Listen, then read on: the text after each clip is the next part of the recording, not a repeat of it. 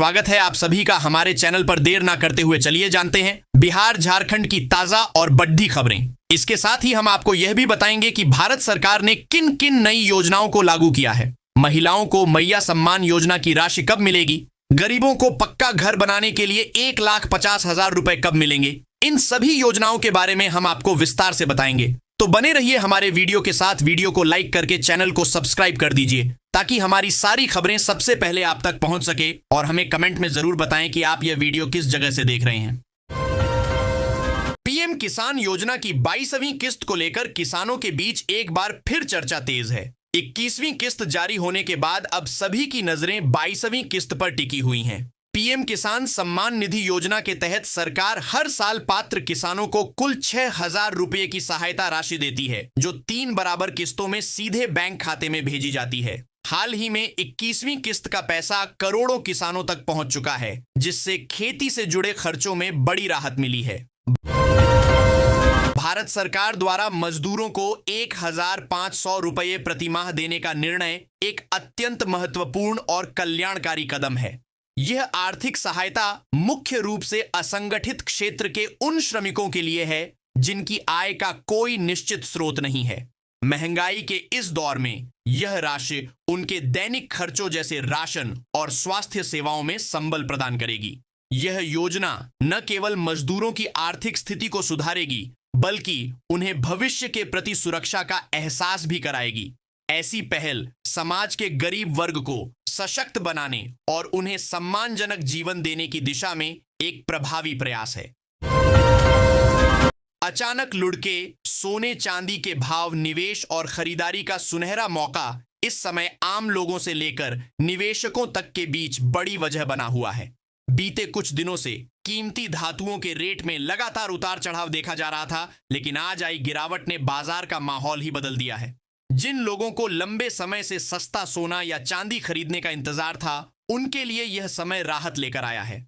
चांदी की कीमतों में भी आज अच्छी खासी गिरावट देखने को मिली है। आज की गिरावट ने उन लोगों को खुश कर दिया है जो गहनों या निवेश के लिए चांदी खरीदने की योजना बना रहे थे। महिलाओं के आर्थिक सशक्तिकरण और उन्हें आत्मनिर्भर बनाने के उद्देश्य से सरकार द्वारा विभिन्न योजनाओं के तहत 7,000 रुपये की वित्तीय सहायता प्रदान की जा रही है। इस राशि का मुख्य लक्ष्य महिलाओं को दैनिक खर्चों और छोटे व्यवसायों में मदद करना है।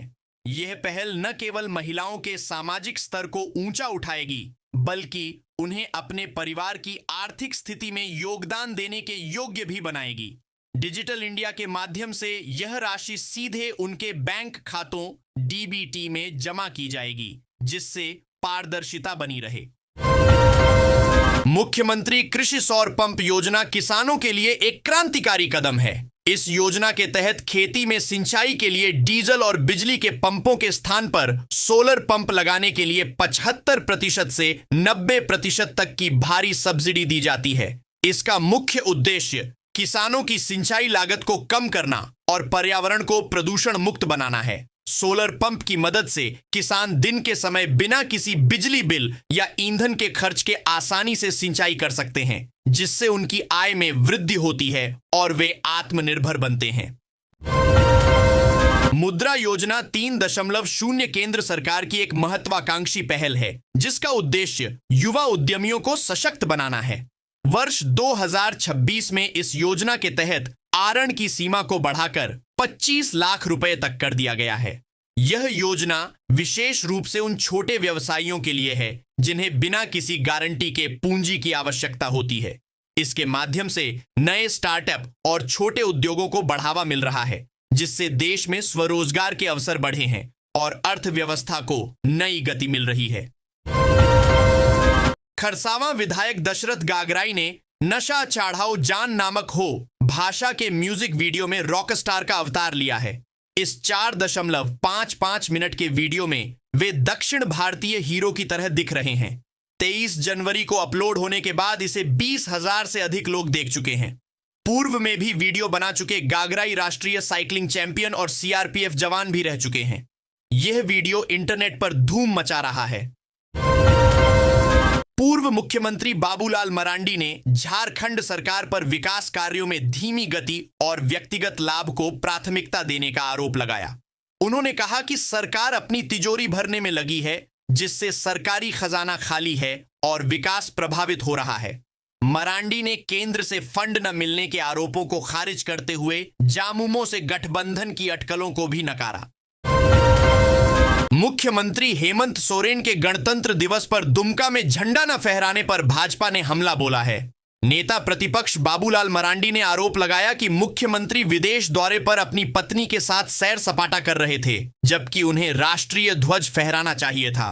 भाजपा ने इसे संविधान का अपमान बताया और दावोस समझौतों पर भी सवाल उठाए, जो रांची में भी हो सकते थे। झारखंड कांग्रेस मंत्रियों और विधायकों के बीच विवाद सुलझाने में विफल दिख रही है। 5 विधायकों ने दिल्ली में शिकायत की, जिसमें ममता देवी का नाम भी लिया गया। सुरेश बैठा के बयानों पर पार्टी में नाराजगी है। आलाकमान ने मीडिया में बयान देने वाले विधायकों पर संज्ञान लिया है और कार्रवाई की चेतावनी दी है। हालांकि राजेश कच्छप को जिम्मेदारी देकर शांत करने का प्रयास भी किया गया है। मेजर जनरल सुमित मेहता को 77वें गणतंत्र दिवस की पूर्व संध्या पर राष्ट्रपति द्रौपदी मुर्मू द्वारा अति विशिष्ट सेवा मेडल से सम्मानित किया जाएगा। रांची के आर्यपुरी निवासी मेहता ने भारतीय सेना में कई महत्वपूर्ण पदों पर सेवा दी है, जिसमें जम्मू कश्मीर, सियाचिन और पूर्वी लद्दाख में ऑपरेशन शामिल हैं। उनके माता पिता ने इस सम्मान पर गर्व व्यक्त किया, जो रांची के लिए भी गौरव की बात है। दिशोम गुरु शिबू सोरेन को पद्म भूषण सम्मान शिबू सोरेन पाडमा भूषण से नवाजा गया है, जो उनके लंबे राजनीतिक और सामाजिक संघर्ष की पहचान है। सीएम हेमंत सोरेन ने इस पर खुशी व्यक्त करते हुए केंद्र सरकार और झारखंड की जनता का आभार जताया।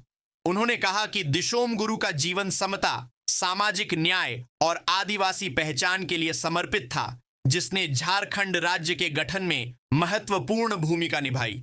सोरेन आदिवासी समाज के संघर्षों के प्रतीक हैं। राजद की राष्ट्रीय कार्यकारिणी बैठक में तेजस्वी यादव को पार्टी का राष्ट्रीय कार्यकारी अध्यक्ष बनाया गया है। लालू प्रसाद यादव ने उन्हें पार्टी की जिम्मेदारी सौंपी। इस फैसले पर जहां गठबंधन सहयोगियों ने बधाई दी, वहीं भाजपा और जदयू ने परिवारवाद का आरोप लगाया। केंद्रीय मंत्री गिरिराज सिंह ने गणतंत्र दिवस पर तेजस्वी और राहुल गांधी पर निशाना साधते हुए वंशवादी राजनीति को लोकतंत्र के लिए खतरा बताया। भोजपुरी सिनेमा के खेसारी लाल यादव, पवन सिंह और रवि किशन फिर सुर्खियों में हैं। खेसारी ने रवि किशन पर सीधा हमला करते हुए कहा, मेरे बाप मत बनिए, और उनकी मिमिक्री की। उन्होंने इशारों इशारों में पवन सिंह पर भी तंज कसा। यह विवाद गोरखपुर महोत्सव में रवि किशन के बयान से शुरू हुआ, जिससे भोजपुरी इंडस्ट्री में पुरानी खींचतान फिर तेज हो गई है। गणतंत्र दिवस पर नई दिल्ली के कर्तव्य पथ पर बिहार की मखाना आधारित झांकी ने खूब वाहवाही बटोरी। सफेद सोना के रूप में प्रस्तुत इस झांकी ने मिथिला की समृद्ध विरासत, किसानों की मेहनत और मखाना की लोकल से ग्लोबल यात्रा को दर्शाया। जीआई टैग प्राप्त मखाना ने बिहार की संस्कृति और प्रगति का संदेश दिया, जिससे राज्य को गर्व महसूस हुआ।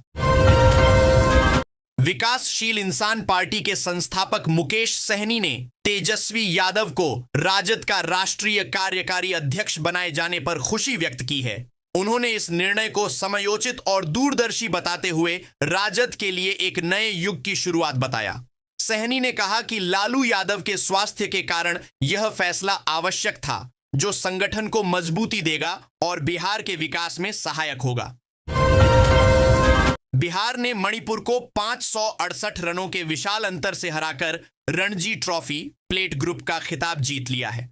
पटना के मोइनुल हक स्टेडियम में हुए इस एकतरफा मुकाबले में बिहार ने हर विभाग में शानदार प्रदर्शन किया।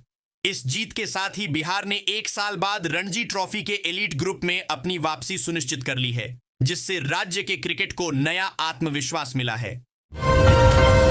उप मुख्यमंत्री सम्राट चौधरी ने पुलिस से बिहार में उद्योगों के विस्तार और आर्थिक समृद्धि में सक्रिय भूमिका निभाने का आग्रह किया। गणतंत्र दिवस पर उन्होंने कहा कि पुलिस को अब केवल कानून व्यवस्था तक सीमित न रहकर विकास में भी भागीदार बनना होगा। चौधरी ने राज्य की बढ़ती अर्थव्यवस्था और बजट का जिक्र करते हुए पुलिस को न्याय प्रक्रिया तेज करने और विकास में सहयोग देने पर जोर दिया। राज्यपाल आरिफ मोहम्मद खान ने पटना में गणतंत्र दिवस पर ध्वजारोहण किया। उन्होंने 2030 तक 1 करोड़ सरकारी नौकरियां और रोजगार देने को राज्य की सर्वोच्च प्राथमिकता बताया। राज्यपाल ने कानून व्यवस्था में सुधार, महिला सशक्तिकरण, 7 निश्चय पहल और शिक्षा में शिक्षकों की भर्ती जैसे विभिन्न कल्याणकारी उपायों पर भी प्रकाश डाला। उन्होंने कहा कि सरकार बिहार को विकसित राज्यों में से एक बनाने के लिए प्रतिबद्ध है। जीविका दीदियां अब आंगनबाड़ी बच्चों के लिए गुणवत्तापूर्ण पोशाक सिलकर आत्मनिर्भरता की नई मिसाल पेश कर रही हैं।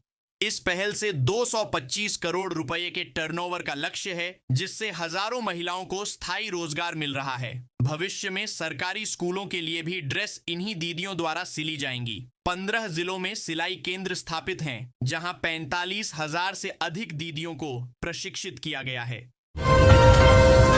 बिहार सरकार किसानों और युवाओं को स्वरोजगार व पर्यावरण संरक्षण हेतु कृषि वानिकी योजना के तहत निजी नर्सरी स्थापित करने पर 50% तक अनुदान दे रही है। छोटी नर्सरी पर 5 लाख और मौजूदा नर्सरी पर 2.5 लाख तक की सहायता मिलेगी। इस योजना से लाखों की कमाई के साथ हरियाली भी बढ़ेगी।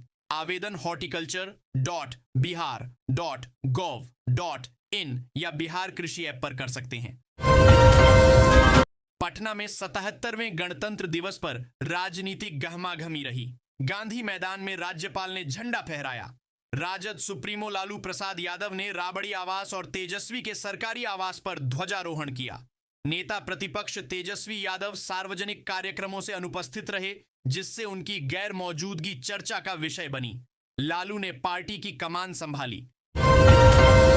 भागलपुर नगर निगम ने शहर को आकर्षक बनाने के लिए व्यापक कार्य योजना तैयार की है। इसमें चौक चौराहों का विकास, स्वच्छता सर्वेक्षण पर ध्यान और सार्वजनिक स्थलों का सौंदर्यीकरण शामिल है। खलीफाबाग चौक पर भामाशाह की प्रतिमा स्थल का विकास होगा। तिलका मांझी पार्क समाधि स्थल बनेगा और एसएसपी आवास के पास वर्टिकल गार्डन बनेगा। शहर के 4 प्रवेश द्वारों का भी विशेष डिजाइन से विकास किया जाएगा।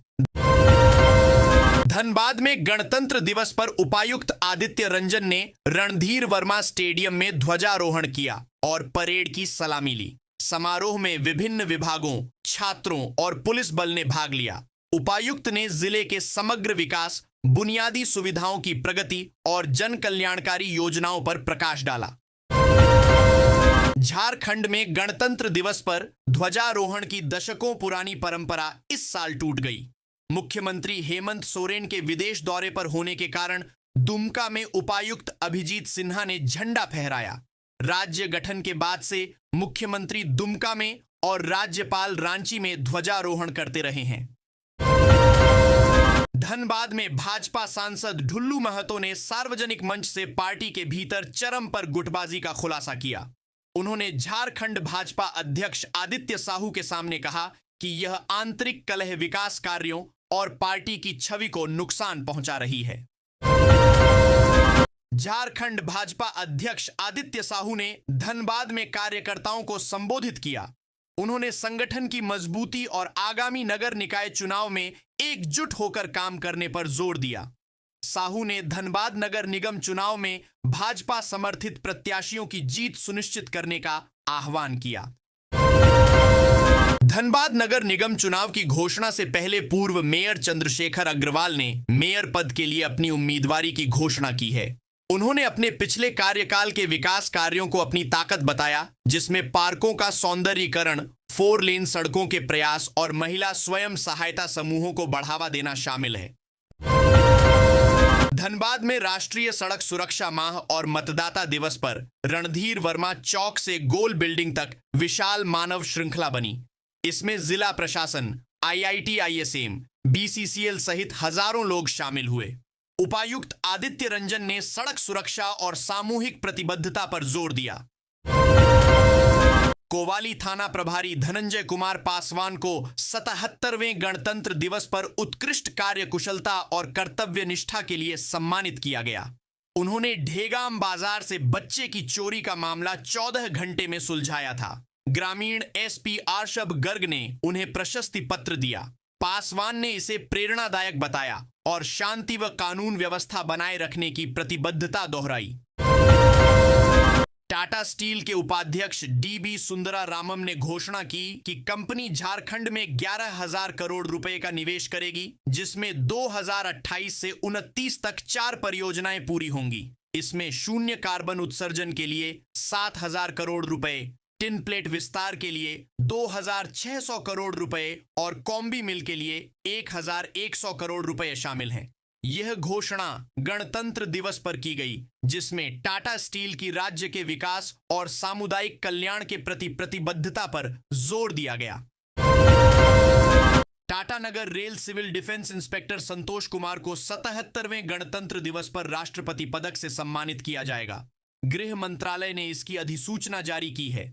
उन्हें सिविल डिफेंस में उल्लेखनीय सेवाओं, असाधारण निष्ठा और उत्कृष्ट नेतृत्व क्षमता के लिए यह सम्मान मिल रहा है। झारखंड से वे एकमात्र और रेलवे से 3 कर्मचारियों में से एक हैं जिन्हें यह प्रतिष्ठित पुरस्कार मिलेगा।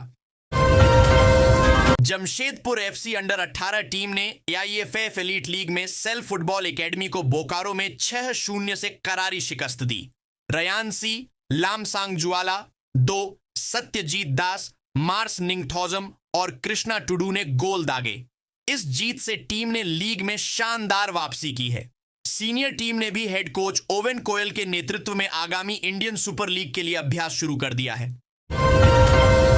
भारत की जनगणना 2027 का पहला चरण बोकारो में शुरू हो रहा है, जिसमें मकान सूचीकरण किया जाएगा। इस बार बोकारो स्टील प्लांट और गैर सेक्टर क्षेत्रों को शहरी दर्जा दिया गया है, जिससे शहरी आबादी बढ़ेगी। महत्वपूर्ण रूप से स्लम क्षेत्रों की आबादी को पहली बार आधिकारिक तौर पर शहरी स्लम के रूप में गिना जाएगा। देवघर नगर निगम ने स्वच्छ सर्वेक्षण 2025 की तैयारियां तेज कर दी हैं। शहर को स्वच्छ और सुंदर बनाने के लिए निगम प्रशासन ने सफाई व्यवस्था, कचरा प्रबंधन और नागरिक सहभागिता पर विशेष रणनीति बनाई है। डोर टू डोर कचरा संग्रहण, गीले सूखे कचरे का पृथक्करण और सार्वजनिक स्थलों की सफाई पर जोर दिया जा रहा है। निगम का लक्ष्य पिछले सर्वेक्षण की कमियों को दूर कर बेहतर रैंक हासिल करना है।